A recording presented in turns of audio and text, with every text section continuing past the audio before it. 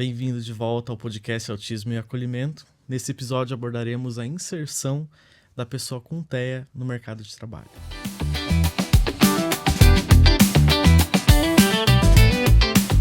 É que a decisão ela é essa chave de acesso, mas e como que é esse processo? Por exemplo, tem a empresa, quero fazer o acolhimento dessas pessoas, quero empregar pessoas com deficiência ou que tenham transtornos, enfim.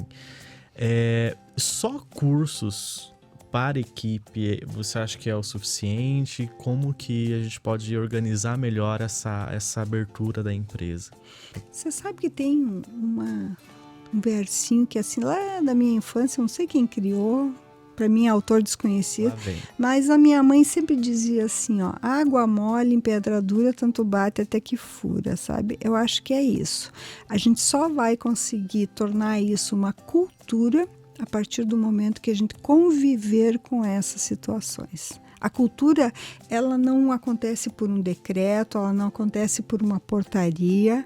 A legislação, ela é importante para regulamentar algumas questões. Então, para nós que não temos a cultura organizacional do acesso do público, da inclusão, da diversidade, da equidade no ambiente laboral, nós precisamos ter regulamentações que ajudem a empresa. Mas a empresa não tem que se apegar só na legislação, a empresa tem que apostar numa cultura e o que eu percebo é que as empresas que investem nessa cultura, elas se tornam empresas muito mais humanizadas, empresas que têm turnover menor, empresas que têm uma redução do absenteísmo, empresas em que o clima organizacional ele é muito diferente de uma empresa... Rendimento maior também. Total, porque existe uma questão de empatia, existe uma questão de acolhimento, existe uma questão em que nos próprios grupos que a gente faz dentro das empresas, que as pessoas dizem assim, quando eu vejo uma pessoa com deficiência no ambiente laboral, com transtorno de espectro autista, que ela tem o direito a isso, eu percebo que se eu tiver algum problema, se eu tiver alguma doença ocupacional, a empresa não vai me jogar para fora.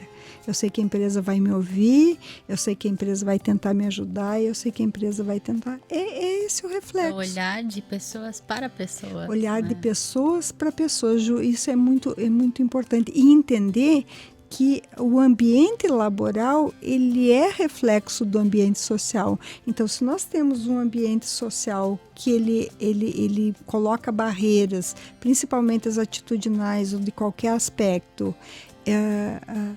Promove a exclusão de alguma forma, né? A empresa vai fazer a mesma coisa. Exato. Porque as pessoas que estão no mundo estão dentro do ambiente profissional. Então, a gente não pode entender que são climas e ambientes distintos. Não, as mesmas pessoas que estão no mundo, que eu encontro ali no restaurante, no supermercado, no barzinho, na farmácia, na escola, são as pessoas que estão dentro da empresa.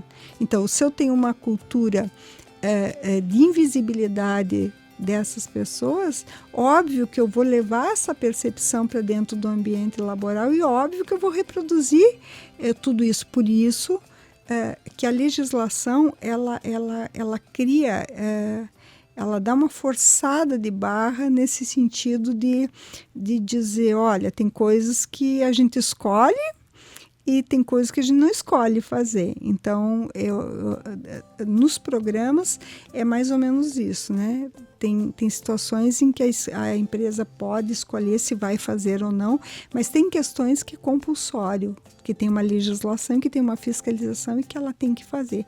E aí, a minha sugestão é que a empresa ache a melhor forma possível, mais humanizada, mais acolhedora, mais empática. Contratando uma consultoria, se não tem as informações necessárias para começar a fomentar jeito, e tem muita gente boa trabalhando nessas questões, sabe? Então, eu penso que o RH tem que se preparar muito para isso, sabe? Essa equipe de gestão de pessoas, de recursos humanos, elas têm que trabalhar um pouco mais nessa questão, que nunca se falou tanto, né? Exato, se não vier da gestão, que venha do RH, se não tá no coração, vai estar na mente, mas de alguma forma vai começar. Alguém tem que puxar essa prosa indiscutivelmente. Né? E as empresas, elas estão cada vez mais preocupadas em proporcionar esses ambientes acolhedores para as pessoas com TEA, né? Tanto que hoje a gente já tem até empresas que têm um selo, Amigos de Pessoas com TEA, né? Selos de reconhecimento, inclusive de abrangência nacional, que diz que, olha, aquela empresa ela está adaptada, está adequada para receber essas pessoas. Eu acho isso muito legal. E a gente está vivendo um momento, Márcio, muito feliz social, né? É um momento legal que as pessoas estão indo para a rua e perderam a vergonha de dizer eu sou assim e essas são as minhas circunstâncias. Eu acho que isso é um grande barato quando a gente entende que a sociedade, que a casa da gente, que a empresa, que a escola, não é um lugar homogêneo. Ele é heterogêneo, ele é diverso, ele é diferente. Porque ontem até eu estava conversando com um pessoal e eu estava dizendo, como é que pode, assim, cada um de nós aí trabalhamos em 40 pessoas dentro do ambiente, 40 pessoas que vieram de famílias, de 40 famílias, de 40 experiências familiares, escolares, sociais, e aí um belo dia a gente se junta no mesmo ambiente de trabalho e vão passar 20 anos juntos, 20, 30 anos. Tem horas que dá encrenca mesmo, sabe? Loucura. É loucura, porque são percepções, são sentimentos, são olhares diferentes. E aí é que tem que ter essa equipe de retaguarda para dar esse suporte e para ir naturalizando algumas questões e ajudando a empresa a funcionar como um lugar diverso e inclusivo. Sim, quando eu estava pesquisando sobre esse assunto, eu li que uma das táticas do primeiro contato, às vezes para quebrar o gelo com uma pessoa autista, seria interessante fazer entrevista online com ele. Eu fiquei me perguntando, mas você quer conhecer o candidato? Às vezes pessoalmente é mais fácil. Para ter feeling até, né? Aí eu fui entender que não, que muitas vezes o online você deixa a pessoa mais confortável, você consegue extrair dela mais coisas do que presencialmente, não quebrando a rotina dela, não quebrando... Não deslocando, né? Exato. Se tu parar para pensar, por exemplo, a funcionalidade de uma pessoa com transtorno do espectro autista, né? Independente do nível de suporte, 1 ou 2 ou 3, né? São pessoas que têm algumas dificuldades e alguns impedimentos de caráter comunicacional e de interação. Então, se eu sei que a funcionalidade da pessoa tem essas características, né, e que ela precisa sim aprender a modular comportamento, que talvez ela precise de uma comunicação aumentativa alternativa, que ela precise de alguns métodos para poder fazer alguns aprendizados, a empresa, de posse dessas informações, ela vai criando estratégias para dizer, bom, se eu tenho uma pessoa com transtorno do espectro autista, se ela tem como funcionalidade principal, claro, com as suas nuances, com as suas características, mas que tem sim algumas dificuldades na comunicação e na interação, eu tenho que pensar que talvez eu não posso chegar e abraçar, eu não posso chegar e apertar a mão, eu não posso chegar e dar o tapinha nas costas. Pode ser que essa pessoa tenha dificuldade de olhar nos meus olhos. Daí pode ser muito objetiva nas respostas. Muito objetivas nas respostas. Ou muito subjetiva. E o processo de seleção, ele tem que considerar essas coisas. Por exemplo, uma das funcionalidades da pessoa com transtorno do espectro autista, ela não percebe... Ela é literal, né? Então ela não entende essa questão da piada, ela não entende essa questão da brincadeira, que no Brasil a cultura é muito de usar isso, o sentido conotativo das coisas, né?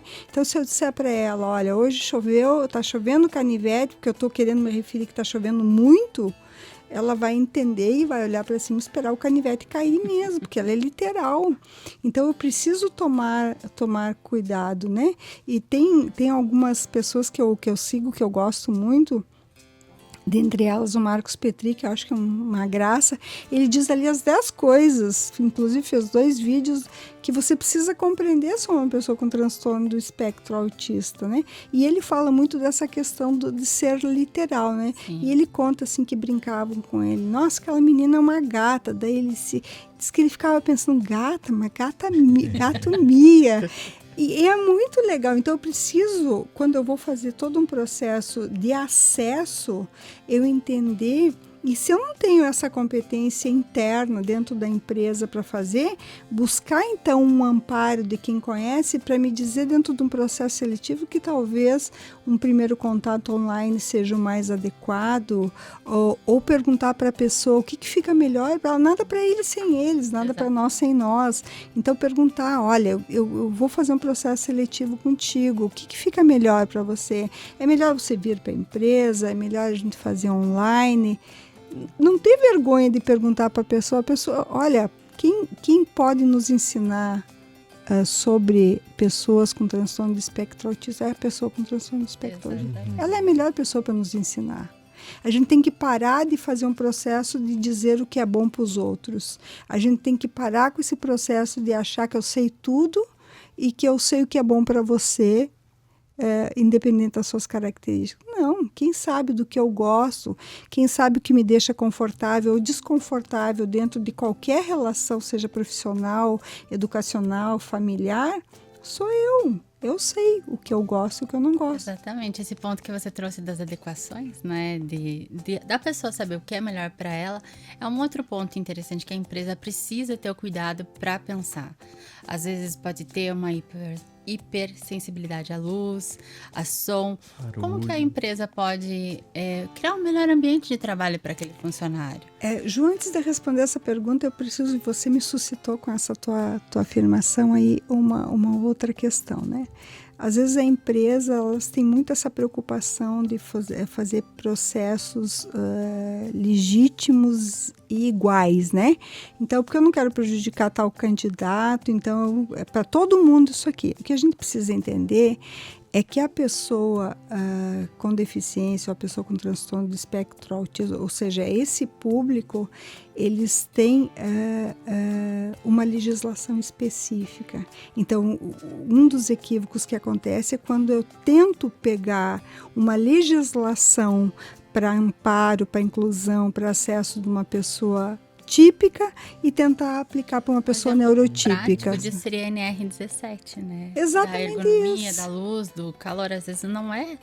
Não se adequa para aquela pessoa. Exatamente, porque o que eu preciso entender, você quer ver um grande equívoco que as escolas de formação e que a própria educação comete, é criar currículos ou conteúdos que contemplam aprendizagens médias. Só que eu preciso entender que tem pessoas que estão para cima, tem pessoas que estão para baixo, tem pessoas que olham para baixo, olham no meio e olham para cima.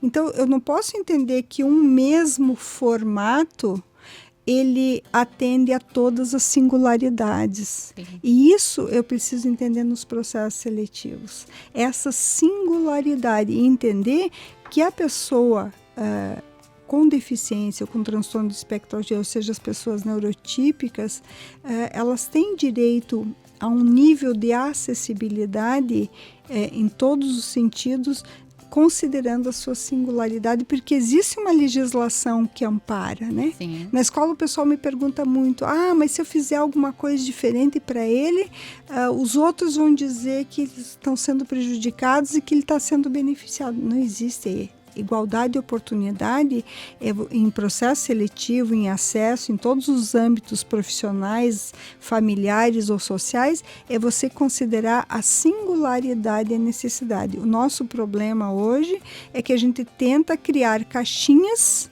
quadradinhas ou redondinhas, ou seja, a forma que for, e a gente tenta enquadrar as pessoas naquilo. E a chance de dar errado é muito grande, porque pode ser que uma tenha um formato redondo, outro tem um formato quadrado, outro tem um formato triangular. Então, eu não posso pré-determinar o formato. E o processo seletivo, ele vai muito nesse sentido, né? Então, quando os RHs eles descobrem que existe uma legislação que ampara especificamente esse público, né? Eles começam a entender que existe sim, e a própria lei de cotas, ela descreve muito bem essas questões de funcionalidade, né? O próprio conceito de pessoa com deficiência, né? Pessoas com impedimento de longo prazo de natureza física, sensorial, mental e intelectual. Quer dizer, eu estou dizendo que tem um público aí que tem uma necessidade específica, que eu preciso modificar alguma coisa. Então, nada para eles sem eles. Então, a dica é: pergunte como é que eu posso fazer. Olha, eu preciso fazer uma entrevista contigo. Eu posso fazer essa entrevista pessoalmente ou você prefere que eu faça online? Você prefere que eu faça por telefone? Você precisa que eu vá até a tua casa? Isso é considerar singularidade. Sim, não só o autista, mas às vezes uma pessoa com alguma limitação física, né, uma deficiência física, facilitaria muito nesse primeiro contato uma entrevista online. É conseguir olhar para a pessoa e entender isso. Não, por que tem que ser para todo mundo presencial? Faz online. É empatia. Né? É o primeiro contato, depois você chama, acolhe, recebe essa pessoa, mas esse primeiro momento, ter um olhar diferenciado é muito importante. Né? E conhecer a funcionalidade da pessoa é super empático, é super acolhedor, né? E é gostoso também você descobrir quem está do outro lado. É muito legal quando alguém faz uma pipoca para mim e pergunta: Adriana, qual é a quantidade? Você gosta dela doce ou salgada? Eu digo: olha, eu prefiro ela salgada. E aí, qual é a quantidade de sal que você... Não é muito mais empático do que quando alguém chega e diz assim: não, olha, a Adriana, ela gosta de pipoca doce, tá, aquele açúcar ali. Então, acho que é essa a questão, é olhar... Café com água também. Café com água. Quem gosta de café com água como eu. É bem isso mesmo. Sim. E uma maneira de ser empático, né? Ou de, pelo menos... identificar que aquela pessoa tem e se enquadra dentro do espectro é o uso do cordão, né? A gente tem vários modelos de cordões, quebra-cabeça, girassol, que se tornou um símbolo do TEA. De acesso, né? E outro dia eu vi uma entrevista de um rapaz, eu não lembro o nome dele, mas é um comediante que também tem TEA. E ele estava falando justamente a respeito disso, né? O cordão não é para ele promover o transtorno dele num formato de capacitismo, não, é só para informar: olha, eu estou aqui e eu preciso de um suporte, eu preciso de um auxílio, né? Eu achei muito interessante essa fala dele. E isso acaba se enquadrando muito nisso que a gente estava falando, né? É perguntar o que você precisa para estar aqui ou para fazer isso, né? Você sabe, Márcio, que eu me considero uma capacitista em desconstrução, sabe? Óbvio, eu passei a minha vida toda sem conviver com pessoas com transtorno de espectro autista ou pessoas com deficiência. Óbvio que eu tenho um viés inconsciente capacitista. Óbvio em que a minha possibilidade é muito mais de exclusão do que inclusão. Óbvio, porque o ambiente que eu fui forjada, ele foi um ambiente que essas pessoas não eram visíveis. Então, é muito importante também que a empresa olhe na questão do transtorno do espectro autista para os níveis de suporte. O que a pessoa consegue fazer sozinha e faz bem, o que a pessoa precisa de apoio para fazer e outras coisas ela faz sozinha.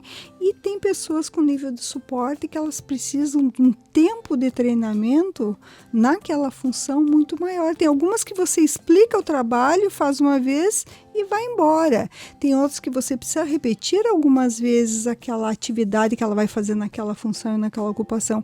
E tem pessoas que muito provavelmente precisarão de muito tempo de treinamento com uma pessoa fazendo e elas vendo e fazendo, até que elas consigam dominar aquele fazer que é daquela ocupação e daquela função.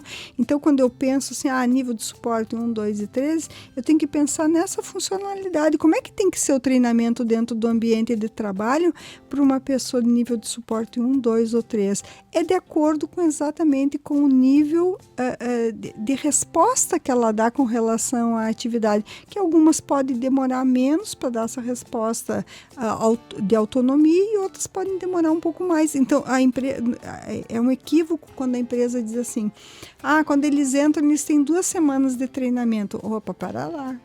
Vamos conversar um pouco sobre 2 semanas de treinamento. 2 semanas de treinamento para quem? Ou de adaptação, que acaba sendo pior ainda, né? Para quem, né? Então, a gente sempre tem que dizer para quem. Eu, por exemplo, assim, tem situações, tem tipos de atividade, principalmente aquelas que eu desconheço, que não são da minha intimidade, que eu tenho certeza absoluta que em 2 semanas a empresa não dá conta de me ensinar. Então, eu preciso entender a necessidade da pessoa, e isso é acessibilidade no ambiente laboral. e modelar esses treinamentos de acordo com essa funcionalidade. Você me lembrou uma história que, inclusive, você nos contou a respeito de uma menina que queria ser confeiteira. Como que foi dar esse treinamento para ela? Como que foi aceitar? Essa história é muito gostosa. Você pode trazer para nós? Muito legal. Eu vivi uma história na educação profissional que foi muito querida, assim. Eu atendi uma menina que ela chegou, síndrome do X frágil, né? Eu nunca tinha ouvido falar sobre síndrome de X frágil. Nunca. E para quem não sabe o que é, explica rapidinho. Síndrome de X frágil, ele é uma condição também genética, né? A pessoa nasce com ela e que tem comprometimento ali na área de cromossomos, em que a pessoa tem algumas dificuldades com o pensamento lógico matemático, às vezes tem dificuldade de comunicação, quer dizer, é muito singular, né? Que é também aquela coisa que eu falei, né? Eu não posso dizer que todas as pessoas com síndrome de X frágil funcionam da mesma forma. E quando eu vou conversar com a família e converso com ela, eu percebo que ela tinha um pouco... o pensamento era concreto. Né? Então, como é que eu trabalho com uma pessoa, ensino uma pessoa que tem pensamento concreto com coisas abstratas? Né? Então, foi a primeira percepção que eu tive. Não, ela tem um pensamento concreto, então ela vai aprender fazendo. Né? Sim. E eu fiz uma entrevista com ela e perguntei: o que você quer fazer na educação profissional? Ela disse assim: eu quero aprender a fazer pão de queijo para vender. Olha só. Pão de queijo para vender. Quando ela disse pão de queijo para vender, eu pensei: panificação, né? Sim. Que dentro das áreas tecnológicas tinha um curso ali que trabalhava com essa ideia de massas doces, salgadas, que era na área da panificação. Chamei os professores e disse para eles: nós temos uma colega que está chegando com síndrome de X frágil, o pensamento concreto, e, portanto, a gente vai ter que transformar toda a teoria em prática. Que, quando ela for para a empresa, né, ela não... E isso é uma questão que a educação precisa discutir um pouquinho, né? Que a gente não vai para a empresa e para a área profissional para ser teórico, a gente vai para ser prático, né? Então, a educação ela tem que ser um pouquinho mais... funcional, digamos assim. Aí o pessoal perguntou assim: mas como é que a gente vai fazer agora? Só, nós vamos pegar toda a teoria, toda a ficha técnica de massas doces e salgadas e torná-la concreta. Aí fomos pensar como é que a gente ia fazer. Aí peguei um papel pardo bem grande e coloquei toda a ficha técnica do pão de queijo em formatos mesmo. Então, por exemplo, peguei um copinho plástico e escrevi ali: copo plástico, leite. Quantidade de leite, era aquele copo. A colher de sal, a quantidade de polvilho azedo, a quantidade de queijo, tudo mostrando as cumbuquinhas assim e colando naquele papel, né? Muito bem, né? Bom, agora nós vamos concretizar isso aqui, ela junto. Aí eu fui pegando o leite e a gente colocava na sequência da produção mesmo. Então, o leite, depois o ovo, o polvilho azedo, e fomos colocando, aí a gente amassa. E foi uma coisa muito interessante, porque ela achou fantástico aquilo. Eu não falei para ela em miligramas, eu não falei para ela de volume, eu não falei para ela de massa. Eu fui fazer, nós fomos fazer pão de queijo, né? Porque ela queria aprender pão de queijo. Olha só que detalhe, aí chega no momento em que a gente vai modelar, quer dizer, um curso de educação profissional, ela vai para o mercado de trabalho, então isso a gente pode deduzir que se ela for trabalhar com carteira assinada, ela vai trabalhar numa panificadora. Então ela tinha que ter o padrão ali de tamanho, aquela coisa. Daí os professores diziam para mim: mas como é que ela vai pesar se ela não entende, né, número decimal, miligramas, essa coisa de massa, volume, peso, tudo. Eu disse: vamos fazer gabarito, né? Aí eu fiz um gabarito e era uma coisa muito interessante, porque eu punha o gabarito assim na mão dela e eu dizia para ela: agora você tem que fazer um outro pão, que na época era 30 gramas o pãozinho de queijo.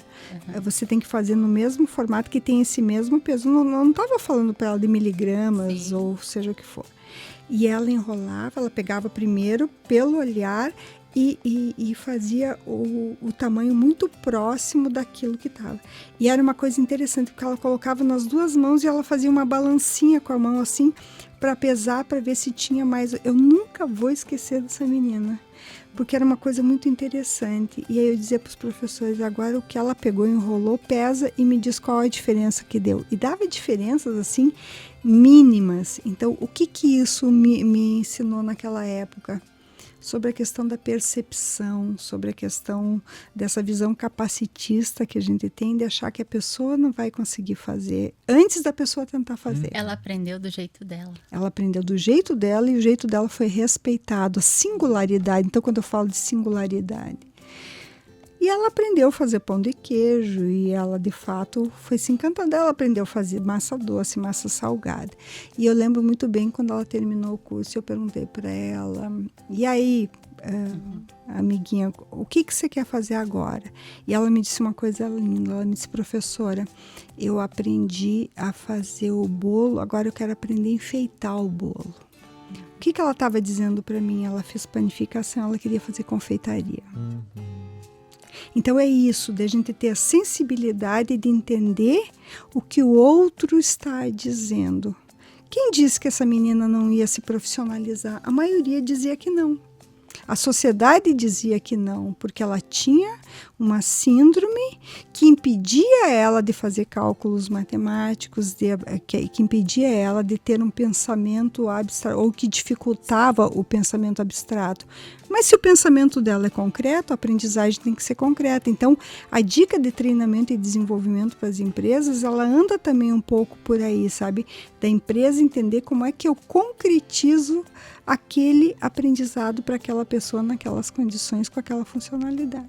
Sim, entender e olhar para a função e para a pessoa, porque você tem que levar os dois ao encontro um do outro. Exatamente. Né? Até porque não tem como separar as duas coisas, né? Então tem que fazer com que as coisas andem de uma maneira bem alinhadinha, bonitinha. Porque eu lembro que eu dizia para os professores assim, sabe? Eu não posso criar uma condição tão abstrata de aprendizado que no momento em que esse egresso chega na empresa, que ele se depare com uma dificuldade, que ele tenha que dar uma solução e ele diga para o supervisor dele, senhor, espere aí um pouquinho que eu vou ligar lá para o professor para ver o que ele me diz que eu devo fazer. Sim. Não existe isso, eu tenho que instrumentalizar as pessoas para que, independente do que elas façam, elas consigam fazer bem com as condições de cada um.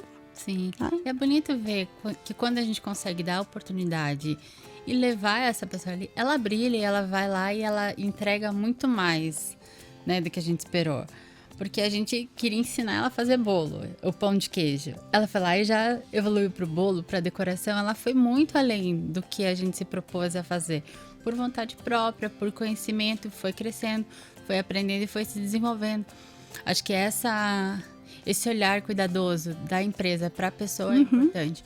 Porque não é só para cumprir uma lei, é para você criar uma pessoa, criar um cidadão, desenvolver essa pessoa plenamente. Criar uma condição para todos e todas. Exatamente. Eu acho que essa é a questão. Nós todos estamos no mundo, nós fazemos parte de uma cultura de educação e trabalho. Então, se a gente faz parte de uma cultura de educação e trabalho, eu tenho que criar a condição para que essa educação seja extremamente favorável e inclusiva e que esse trabalho seja extremamente favorável e inclusivo. Sim. E aí eu tenho que superar essas visões capacitistas, sabe? De padronização, de que todo mundo tem que fazer do mesmo jeito.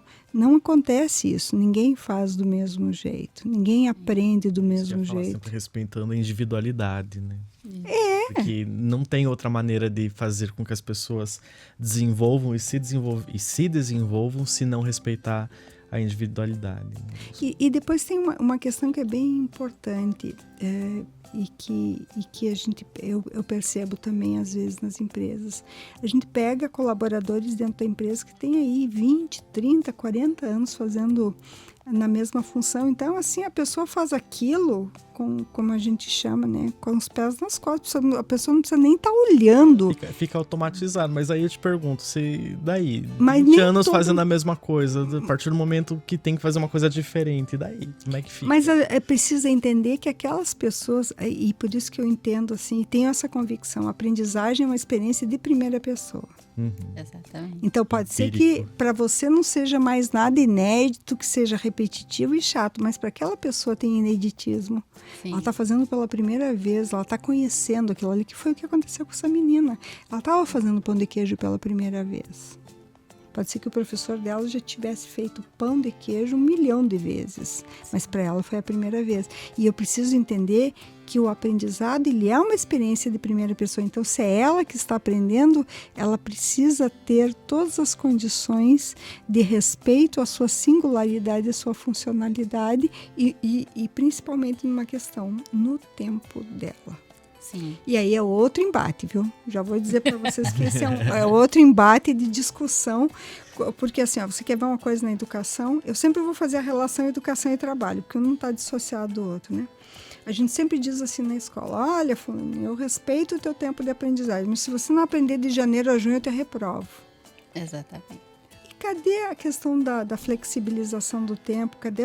Lá na Lei Brasileira de Inclusão está escrito que a avaliação tem que considerar aspectos qualitativos e não quantitativos quando é público da educação inclusiva, que eu tenho que flexibilizar o tempo olhando para ciclos de aprendizagem. O que é um ciclo de aprendizagem? É você aprender a fazer um processo por inteiro. Sim. E você tem que respeitar esse tempo. Então, como é que eu digo, eu respeito, tá tudo certo, mas se você não fizer de hora tal até hora tal essa atividade, você tá fora. Aí eu te demito, você tá fora, você não serve. Então, isso são questões que, em termos de treinamento e desenvolvimento, quando as pessoas começam a entender, principalmente as equipes gestoras, começam a entender o que é uma flexibilização do tempo, o que é um ciclo de aprendizagem em ambiente laboral, o que é o tempo de aprendizado a partir da imitação, a partir de tudo isso, muda o olhar. Sim. Muda o olhar da empresa com relação àquilo. Quem diz que uma pessoa nova que chega numa função, ela não pode trazer inovação para aquele processo, um outro jeito de olhar, um outro jeito de fazer. Por que eu entendo que tem que ser daquele jeito? E aí tem aquelas ideias das síndromes de Gabriel, né? Nasceu assim, cresceu assim, vai morrer assim, né? Sim, entender essa dinâmica dentro de uma empresa e promover ambientes que desenvolvam, além de acolhedores, é um desafio muito grande, né? Porque eu sempre gosto de dizer que respeitar o ser humano é uma atitude bonita e inteligente, né? E a gente não pode, é um equívoco no ambiente de trabalho a gente entender que todas as pessoas têm o mesmo tempo e se elas não desempenharem no mesmo tempo a mesma função dentro da mesma ocupação, elas têm que ficar fora daquele processo. Eu não acredito nisso. Eu acredito em tempos de aprendizagem. Quando eu falo de tempos de aprendizagem, eu estou falando que a aprendizagem ela é uma experiência de primeira pessoa. Isso vale para dentro de casa, isso vale na escola, isso vale na sociedade, isso vale na empresa. É o tempo de cada um, né? Aí, uma das dificuldades é, às vezes, a empresa dizer, mas a gente não tem esse tempo. Por isso que eu aposto nessa ideia do estágio, do aprendiz, do trainee, que aí você dá esse tempo a mais que a pessoa precisa para fazer isso. Porque é uma aprendizagem adaptativa, quando você respeita o tempo da pessoa, né? Isso que, inclusive, quem me ensinou foi você, inclusive. Muito obrigada. Então, assim, as empresas elas precisam respeitar esse tempo, né? Ter esse treinamento, que eles falam assim, 2 semanas de treinamento não consegue passar nada. Como fazer isso, né? Como tornar esse tempo de treinamento adaptativo? A mesma coisa que se fala para a pessoa, se fala para os processos de maturação de processos dentro das empresas. A aprendizagem ela é uma experiência de primeira pessoa, para a pessoa e para a empresa. Uhum. Então, se é um aprendizado novo, se é uma curva de aprendizado nova, a empresa precisa de um tempo para se adaptar a esse aprendizado. Ela precisa aprender a fazer isso de um jeito diferente. Até porque cada um é de um jeito. Cada um traz como você disse, uma bagagem cultural, uma história da família e tudo mais. E por isso que as equipes de treinamento e desenvolvimento, e por isso que eu sou muito fã das empresas que têm programas de treinamento e desenvolvimento contínuo, é exatamente isso, porque a própria instituição, a própria organização, a própria empresa, em muitas situações, ela precisa fazer alguns aprendizados que ainda não vivenciou. Então, se eu digo que a aprendizagem é uma experiência de primeira pessoa para a pessoa que está ali, é para a empresa também. Pode ser que seja uma experiência de primeira pessoa para a empresa. Quer dizer, a empresa está vivendo pela primeira vez aquela situação, aquele cenário, Então, eu preciso criar também uma condição extremamente favorável de acolhimento. E quer ver uma questão que é bem importante também, baseado nisso, as empresas começarem a entender que o erro, ele é uma hipótese de aprendizagem. Isso é uma coisa muito difícil, né? Porque os processos eles já estão instalados, eles já estão prontos, tem uma rotina de produção. Então, até a empresa entender que o erro ele é uma hipótese de aprendizagem. Mas eu não posso errar no meu setor, porque se eu errar no meu setor eu vou comprometer a produtividade. Isso é verdade. Isso realmente é verdade.